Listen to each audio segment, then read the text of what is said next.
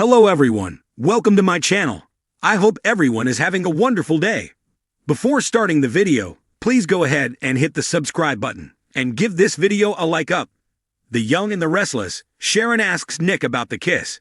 Jack warns Kyle, and Victor is dismayed by Claire's decision. All products and services featured are independently chosen by editors. However, soaps.com may receive a commission on orders placed through its retail links, and the retailer may receive certain auditable data for accounting purposes. In the tack house, Victoria tells her daughter that Victor has texted and wants them all to meet at the main house. Claire wants to meet with Kyle first. Her mother thinks she should see the family first, but Claire doesn't see what difference a few hours could make. Victoria is sure that Victor will be displeased by this. It's times like these that he thinks they need each other the most. Claire thinks that if he cares about family, he will understand she needs to see Kyle. She doesn't care what Victoria tells Victor. She's not changing her mind. Kyle, Jack, and Diane are relieved to be back in the Abbott manse.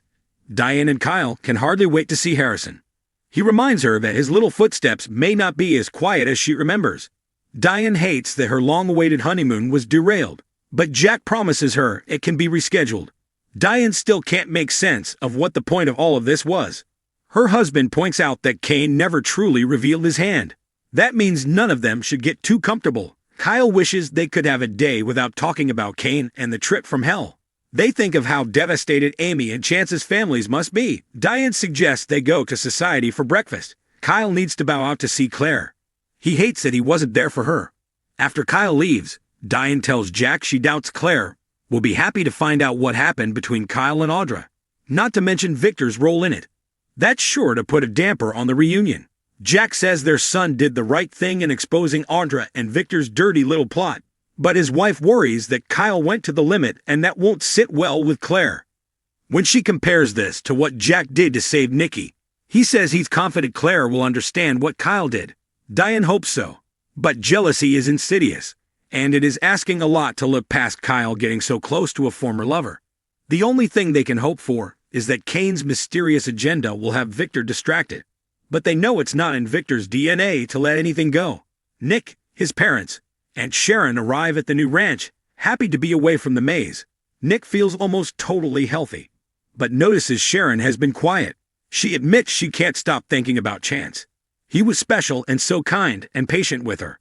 Nick says Summer and Abby were gutted by news of his death. Victor thanks the pair for coming with them from the airport. He's already texted the rest of the family to come over. Nikki is surprised that he thinks the threat from Cain is that imminent. Nick agrees that it is. Victor adds that what is even more important right now is to support Claire and Victoria. They must need their family more than anything. Nick is eager to see his sister. They weren't there when she needed them. Victoria arrives and embraces her parents. She tells them how glad she is to see them. She's never been so heartbroken and empty in her life. It would have been too much to lose one of them as well. Victor admits that Cole was a good man and a good father. He wishes he had the chance to tell him that. His daughter is sure Cole would be glad to hear that, wherever he is. Nikki is convinced Cole sensed it. Victor changed his mind about him when he realized how much he loved Victoria and Claire. Nick asks his sister for a hug and wishes he'd been there to help. She admits she could have used his shoulder and tells him he has to stay by her side in the future. His days of fighting guards in European countries are over. Nate arrives outside of society and peers in to see Audra sitting alone. When he enters, she rushes over and welcomes him with a hug. He wanted to meet her at the airport, but he's been spread thin. All she's wanted was for him to hold her. She still can't believe what happened to Damien and assures him she's there for him and Amy. Going to Nice was a huge mistake, she says. Nate regrets not going. It makes him sick that he wasn't there with his brother in his last days. He can't believe Damien is gone just as they were building a real relationship. Audra wishes they'd all stayed home, but asks Nate not to torture himself. They discuss how badly Amy is handling her son's death as Nate explains she's shut down. Breaking the news was the hardest thing he's ever done. At first it was denial, then fury, and now she's withdrawn. She was on a mission to reconnect with her son. Now her purpose is gone. Nate will take care of her and has to help her transport the remains. Audra asks how she can help. Nate says holding her is enough. He's already taken care of all the arrangements for his brother since Amy couldn't face them. Nate explains that he had the office for his brother at Winters all set up and even lined up a perfect project for him to spearhead. He almost got them Bears season tickets, but put it off so they could select tickets together. Nate was really looking forward to getting to know his brother. Now, he's gone. Jack and Diane walk into society and immediately spot Nate and Audra. She complains that they can't seem to avoid that woman. Jack thinks they should at least pay condolences to Nate. She wonders if he knows what his so-called girlfriend has been up to. Jack reminds her he's in mourning, so she agrees to hold her tongue. They walk over to the table and tell Nate how sorry they are about what happened to his brother. Audra says it was a shocking and bizarre trip from beginning to end. Nodding, Diane says it was full of disturbing surprises. Audra glares at her. Jack and Diane get a table. The food may not be as good as in France, but they are happy to be home and in the real world. They talk about getting back to work, and he's sure Diane is disappointed their perfect honeymoon didn't happen. However, she has made them a blueprint, so as soon as the timing is right, nothing will stand in their way. Diane thinks they need to stay close, while the Audra and Kyle mess is still playing out. Jack holds out hope that Kay may distract Victor from his focus on their son. If he thought it would help Claire and Kyle, he would even team up with Kane. If it took Victor down a few notches in the process, so much the better. Diane is taken aback to hear that. Maybe something positive could come out of their trip. When Kyle meets with Claire in Chancellor's Park, she throws her arms around him.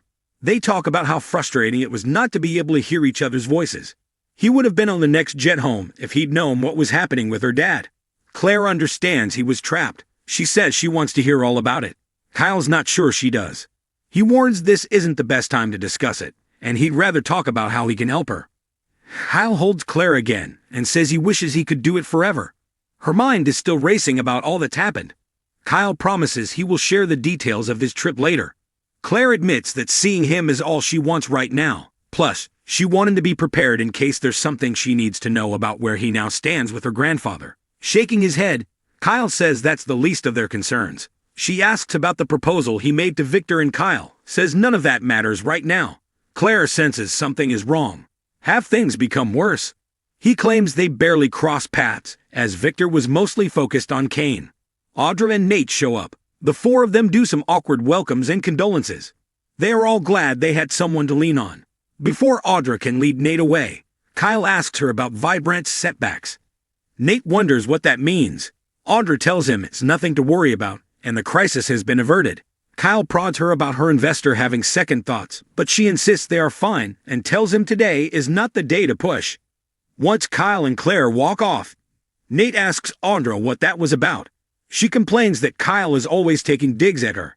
While he was handed a thriving cosmetics business by his daddy, Nate is confused about why the abbot cares, and she claims it's ego. When Nate asks if Victor is considering pulling his financing, she says he hasn't said anything about it, and she doesn't want to bother him while his family is mourning. She insists Kyle is just being a brat. Nate finds that odd after all that's happened. Smiling, she urges him to forget about Kyle and kisses him. Nate looks worried. Back at the new ranch, Victor asks Victoria how Claire is coping. She explains her daughter is dealing with a lot of emotions right now, but she promised to stop by. Anxious to see her, Victor guesses she went to see the Abbotts before her own family. Victoria assures them her daughter will be there soon. She asks for more details about Nice, but her dad won't drop Claire's absence. Nick says it makes sense that she wants to be consoled by her boyfriend. Nikki asks her husband not to blow this out of proportion. He groans that Claire's made it clear where her priorities are. Victoria reminds her father that the bottom just dropped out of her life. He needs to stop going after her daughter. He argues he's only looking out for Claire. Nikki and Nick urge him to let this go. Victor is still concerned about her trust in Kyle. Victoria pleads with him to drop the animosity while they are saying goodbye to Cole. Claire arrives and rushes straight into Victor's arms. She hugs Nikki next, and Nick tells her they are all back for anything she needs. Victoria explains that it was her daughter who insisted on waiting until they were all back for the memorial. Victor promises they will see them through this and hugs his daughter again. Sharon heads for the door and tells Mick it feels like she should leave him with his family. He insists they all want her there. She's still part of the family. Sharon says they have a lot to discuss about what happened on the trip. Are we ever going to talk about that kiss? She asks. Nick says they could talk about it, or wait to see if it happens again. They return to the others and talk to Claire about how hard it is to say goodbye. Nikki tells her that they can get through anything as a family. Victor reminds them all that they are facing some difficult problems, but if they stick together, they shall prevail. They each nod to him. Kyle drops in at society to join his parents for breakfast. He tells them how hard losing Cole has been on Claire. Given the state she's in, he didn't think it was the time to inform her of Victor's conspiracy with Audra, adding that it doesn't look like Victor has ended his business relationship with Audra yet. He wonders if the mustache is finally coming around to accepting that this relationship with Claire is real. His parents find that hard to believe. Victor is like a dog with a bone. Kyle admits he ran into Nate with Audra and wanted to tell him what happened, but he couldn't, given Nate's recent upset. Audra is all bravado and acting like nothing happened. Jack is sure she'll be out for revenge.